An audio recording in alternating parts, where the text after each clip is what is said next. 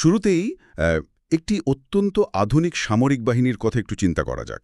মানে ধরুন, যাদের কাছে বিশ্বের সবচেয়ে অত্যাধুনিক যুদ্ধবিমান, ড্রোন আর অত্যন্ত সুরক্ষিত ট্যাঙ্ক রয়েছে। হুম আক্ষরিক অর্থে প্রযুক্তিগত দিক থেকে অন্যতম শক্তিশালী একটি বাহিনী। ঠিক তাই। কিন্তু মাঠ পর্যায়ের বাস্তবতায় দেখা যাচ্ছে যে স্থানীয় একটি সশস্ত্র গোষ্ঠীর ধারাবাহিকভাবে চালানো সরাসরি আক্রমণের কারণে তাদের সামরিক সরঞ্জাম ব্যাপকভাবে ধ্বংস হচ্ছে, আর তারা তাদের নিজেদের সীমান্ত সুরক্ষিত রাখতেও আক্ষরিক অর্থে হিমশিম খাচ্ছে। আর আজকের এই গভীর বিশ্লেষণে আমরা ঠিক এই নির্দিষ্ট পরিস্থিতিটা নিয়েই আলোচনা করব। হ্যাঁ, একদম। আমাদের আজকের আলোচনার মূল ভিত্তি হচ্ছে কিট ক্ল্যারেনবার্গের লেখা একটি অত্যন্ত আলোচিত সাবস্ট্যাক্ট প্রবন্ধ। প্রবন্ধটির শিরোনাম হল collapsing empire: Hezbollah ক্রাশেস greater Israel. মানে এই বিশ্লেষণের মূল লক্ষ্য হল প্রবন্ধ উল্লেখিত ইসরায়েল এবং লেবাননের মধ্যকার সাম্প্রতিক সামরিক সংঘাত, এর পেছনের ঐতিহাসিক প্রেক্ষাপট আর বৃহত্তর ভূ-রাজনৈতিক দাবিগুলোকে সরাসরি তথ্যের ভিত্তিতে পরীক্ষা করে দেখা। হ্যাঁ, তবে আলোচনার শুরুতেই একটা বিষয় অত্যন্ত স্পষ্টভাবে বলে নেওয়া প্রয়োজন। যে কোনো সংঘাত নিয়ে লেখার সময় লেখকদের নিজস্ব কিছু দৃষ্টিভঙ্গি থাকে, তাই না? হ্যাঁ, সেটা তো থাকেই। তো এই নির্দিষ্ট প্রবন্ধে লেখক অত্যন্ত কড়া এবং রাজনৈতিকভাবে সংবেদনশীল শব্দ ব্যবহার করেছেন। যেমন ধরুন, জায়োনিস্ট এন্টিটি, জেনোসাইডাল বা ডেমনিক ব্লো, এ জাতীয় শব্দ। বুঝতে পারছি। ভাবেই কোনো রাজনৈতিক মতাদর্শকে সমর্থন বা বিরোধিতা করছি না, আমাদের উদ্দেশ্য সম্পূর্ণ নিরপেক্ষ। প্রবন্ধের লেখক তার লেখায় যে সুনির্দিষ্ট তারিখ, সামরিক ক্ষয়ক্ষতির পরিসংখ্যান এবং ঘটনাগুলোর উল্লেখ করেছেন, আমরা কেবল সেগুলোকেই বিশ্লেষণ করে দেখব। ঠিক আছে, চলুন তথ্যগুলো একটু বিশ্লেষণ করে দেখি। এই নিরপেক্ষ অবস্থানটা বজায় রেখেই আমরা সরাসরি তথ্যের দিকে নজর দেব। প্রবন্ধের শুরুতেই লেখক ১৬ই মার্চ ২০২৬-এ লেবাননে শুরু হওয়া ইসরায়েলের সামরিক অভিযানের দিকে দৃষ্টি আকর্ষণ করেছেন। রাইট, এখানে কিন্তু ভাষার একটা সরাসরি পার্থক্য রয়েছে। হ্যাঁ, ঠিক বলেছেন।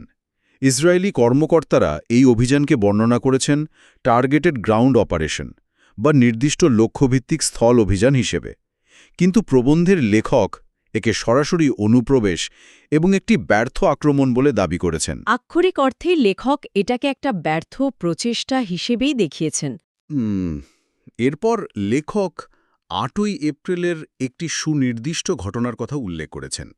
ওই দিন বৈরুতের একটি অত্যন্ত ঘনবসতিপূর্ণ আবাসিক এলাকায় ১,০০০ পাউন্ড ওজনের একটা বোমা ফেলা হয়। এর ফলে বহু বেসামরিক মানুষের মৃত্যু এবং ব্যাপক ধ্বংসযজ্ঞের সৃষ্টি হয়।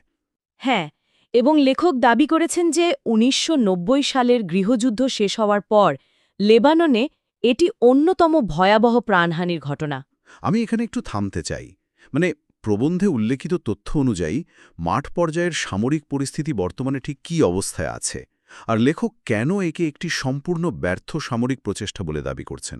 এই দাবিটা বোঝার জন্য আমাদের মাঠ পর্যায়ের সামরিক ক্ষয়ক্ষতির সরাসরি পরিসংখ্যানগুলো দেখতে হবে। লেখক নির্দিষ্ট কিছু ঘটনার বিবরণ দিয়েছেন। তিনি উল্লেখ করেছেন যে ২৩শে মার্চ ইসরায়েলের অর্থমন্ত্রী বেজালেল স্মোট্রিচ, যিনি নিজেকে সরাসরি ফ্যাসিবাদী বলে পরিচয় দেন, তিনি দক্ষিণ লেবাননকে আনুষ্ঠানিকভাবে ইসরায়েলের সাথে যুক্ত করার জন্য সামরিক বাহিনীর প্রতি আহ্বান জানান। আচ্ছা। তো এই ধরনের একটা রাজনৈতিক ঘোষণার সরাসরি ফলাফল হিসাবে আমরা দেখতে পাই লেবাননে ১০ লক্ষাধিক মানুষ নিজেদের বাসস্থান ছাড়তে বাধ্য হয়েছেন, হাজার হাজার মানুষের মৃত্যু হয়েছে এবং বেসামরিক অবকাঠামো আক্ষরিক অর্থেই ধ্বংস হয়ে গেছে। মানে একটা ভয়াবহ পরিস্থিতি। একদম। কিন্তু লেখক এখানে যে পয়েন্টটা প্রমাণ করতে চেয়েছেন তা হল এই ব্যাপক ধ্বংসযজ্ঞ চালানোর পরেও ইসরায়েলের সামরিক বাহিনী লেবাননে নিজেদের নিয়ন্ত্রণ প্রতিষ্ঠা করতে পারেনি। এর সরাসরি প্রমাণ হিসাবে লেখক ২৬শে মার্চের একটা পরিসংখ্যান তুলে ধরেছেন। ও আচ্ছা, সেই পরিসংখ্যানটা কি? ওই দিন শুধুমাত্র ২৪ ঘণ্টার মধ্যে হিজবুল্লাহর হামলায় ইসরায়েলের ২১টি মেরকাভা মেন ব্যাটল ট্যাঙ্ক ধ্বংস হয়। ঠিক এই জায়গাতেই মূল ঘটনাটা সবচেয়ে বেশি কৌতূহলোদ্দীপক হয়ে ওঠে।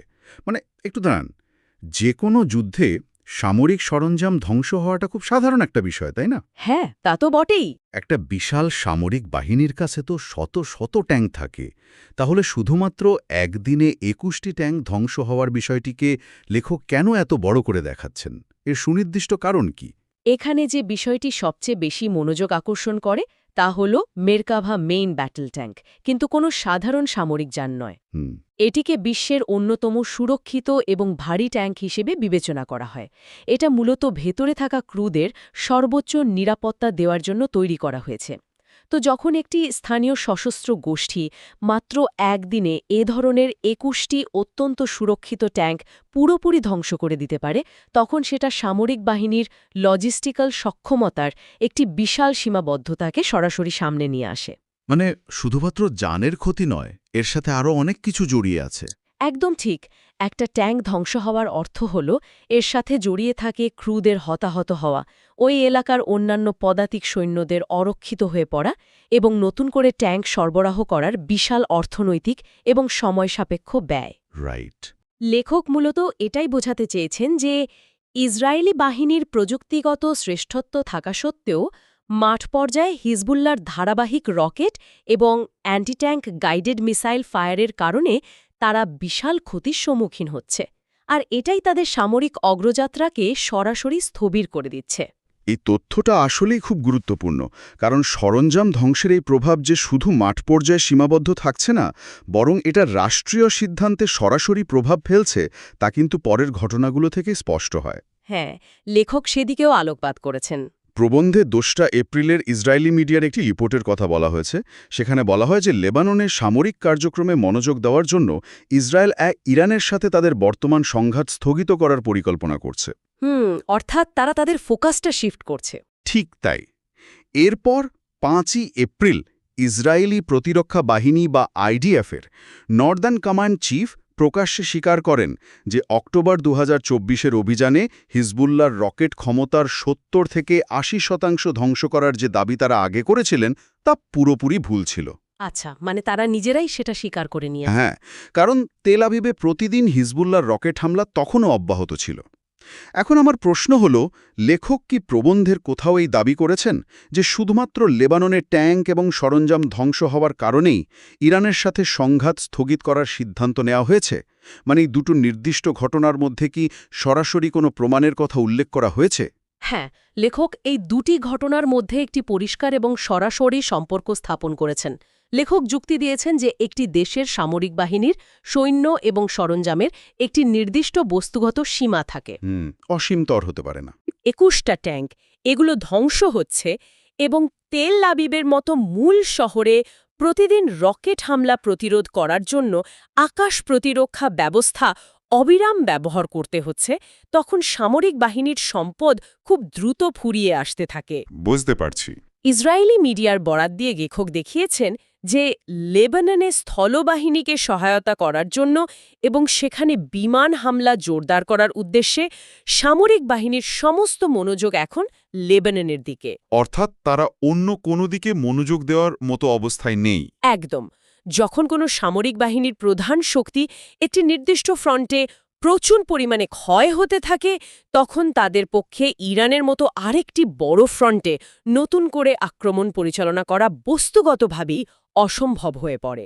মূলত এই সরাসরি সামরিক অক্ষমতা এবং সরঞ্জামের ঘাটতি তাদের নীতি পরিবর্তনে বাধ্য করেছে বলে লেখক দাবি করেছেন। তার মানে সামরিক সক্ষমতার একটি আক্ষরিক সীমা রয়েছে যা তারা অতিক্রম করে ফেলেছে।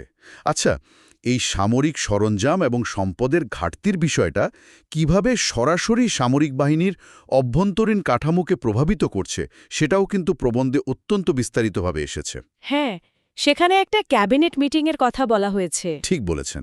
২৭শে মার্চ ইসরায়েলের নিরাপত্তা মন্ত্রিসভার একটি বৈঠক অনুষ্ঠিত হয়। সেখানে সামরিক বাহিনীর চিফ অফ স্টাফ ইয়াল জামির একটি অত্যন্ত গুরুতর সতর্কবার্তা দেন। তিনি ঠিক কি বলেছিলেন সেখানে? তিনি স্পষ্টভাবে জানান যে ক্রমবর্ধমান অপারেশনাল চাহিদা এবং সৈন্য বা জনবল সংকটের কারণে সামরিক বাহিনীর স্বাভাবিক কার্যক্রম যে কোনো সময় বন্ধ হয়ে যেতে পারে। মানে আক্ষরিক অর্থেই একটা প্রাতিষ্ঠানিক পতনের আশঙ্কা। হ্যাঁ, এর একটা প্রত্যক্ষ উদাহরণ হিসাবে প্রবন্ধে বলা হয়েছে যে একটি নির্দিষ্ট পদাতিক ব্যাটালিয়ন যাদের মূলত লেবাননে মোতায়েন করার কথা ছিল, তাদের সেখানে না পাঠিয়ে ওয়েস্ট ব্যাংকে বা পশ্চিম তীরে সরিয়ে নেওয়া হয়। আচ্ছা, লেবাননের বদলে পশ্চিম তীরে কেন? কারণ হিসেবে বলা হয়েছে সেখানে সশস্ত্র বসতি স্থাপনকারীরা ফিলিস্তিনিদের উপর হামলা চালাচ্ছিল। আর সেখানে নিরাপত্তা বজায় রাখার জন্য এই অতিরিক্ত সৈন্যের সরাসরি প্রয়োজন ছিল। ঠিক ওই জায়গাতেই সামরিক গোয়েন্দা ব্যর্থতার প্রকৃত রূপটা প্রকাশ পায়। লেখক উল্লেখ করেছেন এরপর ৩রা এপ্রিল সামরিক বাহিনীর পক্ষ থেকে একটি উন্মুক্ত স্বীকারোক্তি আসে। কে ছিল সেই স্বীকারোক্তি? সেখানে বলা হয় যে হিজবুল্লাহকে সম্পূর্ণ নিরস্ত্র করার যে লক্ষ্য ইসরায়েল নির্ধারণ করেছিল তা অবাস্তব। কারণ একটি সশস্ত্র গোষ্ঠীকে সম্পূর্ণ নিরস্ত্র করতে হলে লেবাননে একটি পূর্ণাঙ্গ স্থল আক্রমণ এবং দীর্ঘস্থায়ী দখলদারিত্ব প্রয়োজন, যে পরিমাণ সৈন্য এবং লজিস্টিক্যাল সক্ষমতা বর্তমানে তেল আবিবের হাতে নেই। একটু দাঁড়ান, এখানেই আমার একটু খটকা লাগছে। যদি সামরিক বাহিনীতে আক্ষরিক অর্থেই এত বড় সৈন্যের ঘাটতি থাকে এবং একটি ব্যাটালিয়নকে লেবাননের মতো একটি গুরুত্বপূর্ণ ফ্রন্ট থেকে সরিয়ে অভ্যন্তরীণ নিরাপত্তার জন্য পশ্চিম তীরে মোতায়েন করতে হয়, তবে লেখক কিভাবে ব্যাখ্যা করেছেন যে তারা একই সাথে একাধিক ফ্রন্টে সফলভাবে অভিযান পরিচালনা করবে বলে গোয়েন্দারা আগে ধারণা করেছিল? লেখক এই পরিস্থিতিকে ২০২৩ সালের ৭ই অক্টোবর থেকে শুরু হওয়া বহুমুখী যুদ্ধের সরাসরি ফলাফল হিসেবে ব্যাখ্যা করেছেন। দীর্ঘ সময় ধরে চলা এই যুদ্ধ সামরিক বাহিনীকে শারীরিকভাবে এবং সরঞ্জামগত দিক দিয়ে পুরোপুরি পরিশ্রান্ত করে ফেলেছে।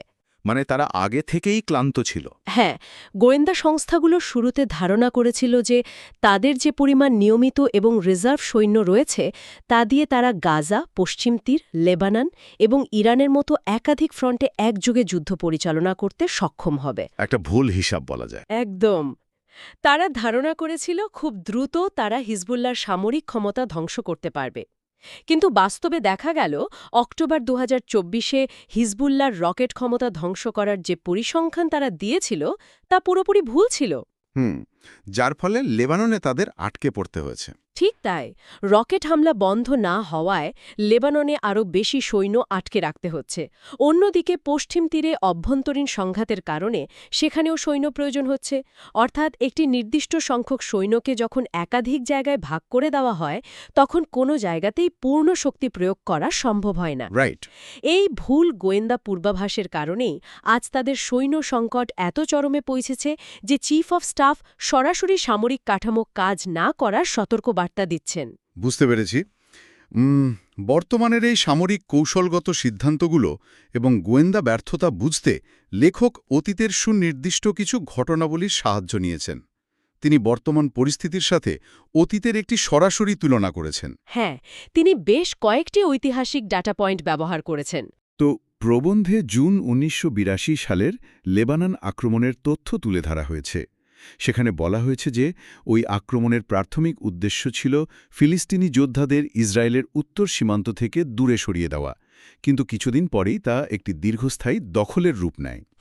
তো এই প্রেক্ষাপটে লেখক জুলাই ১৯৮৩ সালের ইউএস ন্যাশনাল ইন্টেলিজেন্স কাউন্সিলের বা এনআইসি-এর একটি ডিক্লাসিফাইড বা অবমুক্ত করা মূল্যায়ন রিপোর্টের কথা উল্লেখ করেছেন।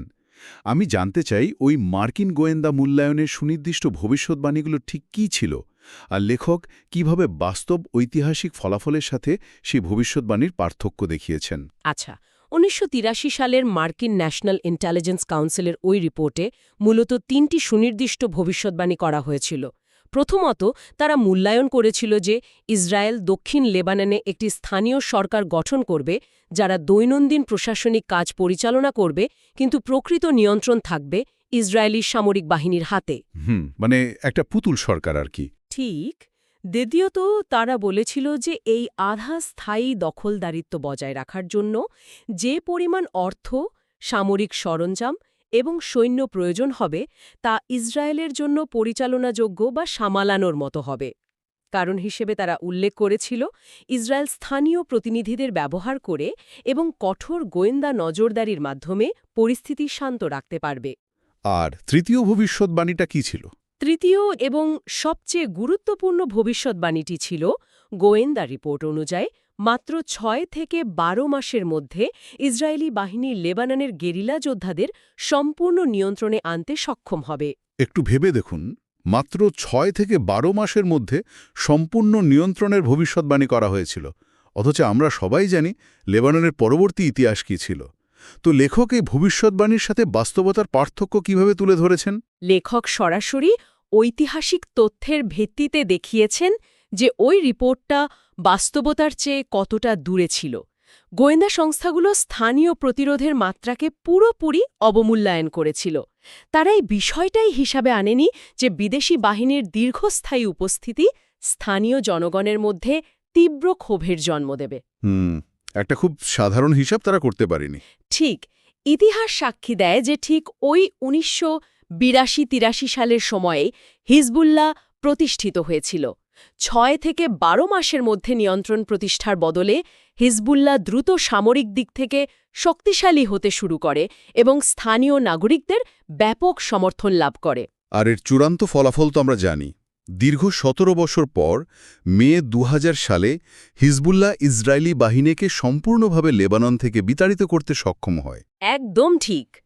লেখক এই নির্দিষ্ট ঐতিহাসিক ঘটনাটি তুলে ধরে বোঝাতে চেয়েছেন যে 1983 সালে মার্কিন গোয়েন্দা সংস্থাগুলো সামরিক শক্তির কারণে স্থানীয় প্রতিরোধকে যেভাবে অবমূল্যায়ন করেছিল এবং ভুল টাইমলাইন নির্ধারণ করেছিল, ঠিক একই গোয়েন্দা ব্যর্থতা এবং ভুলের পুনরাবৃত্তি 2026 সালেও ইসরায়েলি সামরিক বাহিনী করছে। এই ঐতিহাসিক ব্যর্থতা এবং বর্তমান সৈন্য সংকটের ধারাবাহিকতায় লেখক আরেকটি অত্যন্ত কৌতূহলোদ্দীপক বিষয়ের অবতারণা করেছেন। আমরা জানি যখন একটি দেশের নিজস্ব সামরিক বাহিনীতে জনবলের সংকট দেখা দেয়, তখন তারা কৌশলগতভাবে অন্যান্য দেশের বা শক্তির সরাসরি সাহায্য নেওয়ার চেষ্টা করে।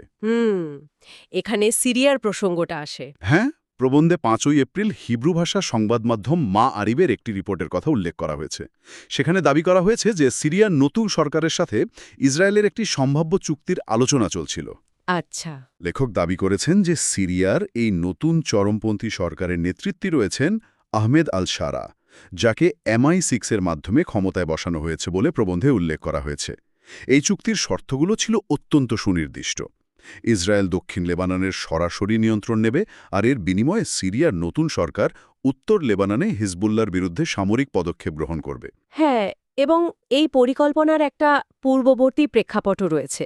প্রবন্ধে বলা হয়েছে যে এর আগে জানুয়ারি মাসে সিরিয়া ও ইসরায়েলের মধ্যে একটি যৌথ প্রক্রিয়া স্বাক্ষরিত হয়েছিল, যার মাধ্যমে তারা একে অপরের সাথে গোয়েন্দা তথ্য বিনিময় করবে বলে সম্মত হয়েছিল। কিন্তু এখানেই লেখক জানিয়েছেন যে চুক্তিটি শেষ পর্যন্ত আলোর মুখ দেখেনি। মার্চ মাসের শেষের দিকে আহমেদ আল শারা যখন লন্ডন সফরে যান, তখন তিনি প্রকাশ্যে জানান যে ইসরায়েল শেষ মুহূর্তে সম্পর্ক স্বাভাবিক করার সিদ্ধান্ত থেকে সরে এসেছে। রাইট। তাহলে এই পুরো বিষয়টির অর্থ কি দাঁড়াচ্ছে? সিরিয়া এবং ইসরায়েলের মতো দুটি দেশ, যাদের মধ্যে দীর্ঘদিনের বৈরিতা রয়েছে, তারা কেন এমন একটি চুক্তিতে যেতে চাইছিল? যুক্তরাষ্ট্র কেন এই দৃশ্যপটটি চায়নি? এবং ইসরায়েলের শেষ মুহূর্তে সিদ্ধান্ত পরিবর্তনের পেছনে প্রবন্ধে নির্দিষ্ট কি কি কারণ উল্লেখ করা হয়েছে? আমরা যদি এই তথ্যগুলোকে বৃহত্তর রাজনৈতিক পরিস্থিতির সাথে যুক্ত করি, তবে সিরিয়া এবং ইসরায়েলের এই সম্ভাব্য চুক্তির পেছনে রাজনীতিটি বুঝতে হলে তাদের অভ্যন্তরীণ পরিস্থিতির দিকে নজর দিতে হবে। সেটা কেমন? সিরিয়ার নতুন নেতা আহমেদ আল শারাহা এর নেতৃত্বাধীন সরকারের অভ্যন্তরীণ জনসমর্থন অত্যন্ত কম। তার সরকার মূলত একটি কঠোর অভ্যন্তরীণ নিরাপত্তা কাঠামোর উপর টিকে আছে। অন্যদিকে সিরিয়ার সাধারণ জনগণ ঐতিহাসিকভাবেই ইসরায়েলের সাথে যে কোনো ধরনের রাজনৈতিক বা সামরিক জোট গঠনের তীব্র বিরোধী। হ্যাঁ, এটা তো সবারই জানা। এবং দেশের অভ্যন্তরে বড় ধরনের বিদ্রোহ দেখা দেওয়ার সরাসরি সম্ভাবনা ছিল। আচ্ছা, কিন্তু ইসরায়েল কেন শেষ মুহূর্তে এই চুক্তি থেকে সরে এলো? তাদের তো আক্ষরিক অর্থে সৈন্য সংকট ছিল। সিরিয়ার বাহিনীর সাহায্য তাদের জন্য তো সুবিধাজনক হওয়ার কথা। ইসরায়েলের সরে আসার পেছনে লেখক বেশ কয়েকটি বাস্তবসম্মত কারণ উল্লেখ করেছেন। প্রথমত, এমন একজন নেতার সাথে চুক্তি করা অত্যন্ত ঝুঁকিপূর্ণ, যার নিজের দেশেই শক্তিশালী জনসমর্থন নেই। যুক্তিসঙ্গত। দ্বিতীয়ত, নীতিগত দিক থেকেও একটি বড় মতপার্থক্য ছিল। সেপ্টেম্বর 2005 সালে আল শারা নিজেই সতর্ক করে একটি বিবৃতি দিয়েছিলেন যে ইসরায়েলের গ্রেটার ইসরায়েল বা সীমানা সম্প্রসারণের নীতির কারণে পশ্চিম এশিয়ার অন্যান্য দেশও সরাসরি প্রভাবিত হতে পারে। ও আচ্ছা, মানে তাদের নিজেদের মধ্যেই তো একটা নীতিগত বিরোধ ছিল। একদম। সুতরাং একদিকে সিরিয়ার অভ্যন্তরীণ জনগণের তীব্র বিরোধিতা, সম্ভাব্য বিদ্রোহের ঝুঁকি, এবং অন্যদিকে সিরিয়ার নতুন নেতার সাথে ইসরায়েলের সীমানা নীতি নিয়ে সরাসরি মতপার্থক্য, এই সুনির্দিষ্ট রাজনৈতিক ও সামরিক সমীকরণগুলোর কারণেই শেষ পর্যন্ত ইসরায়েল বুঝতে পারে যে এই চুক্তিটি কোনো কার্যকর সামরিক সমাধান বয়ে আনবে না। এই সম্পূর্ণ প্রবন্ধ এবং এর বিভিন্ন অংশের তথ্যগুলো বিশ্লেষণ করলে কয়েকটি মূল বিষয় একেবারে সরাসরি আমাদের সামনে উঠে আসে। প্রথমত, সামরিক শক্তির বস্তুগত সীমাবদ্ধতা। বিশাল সামরিক বাহিনী এবং উন্নত প্রযুক্তি থাকা সত্ত্বেও সৈন্য এবং সরঞ্জামের মজুদ অসীম নয়। এটা সবচেয়ে বড় শিক্ষা। ঠিক।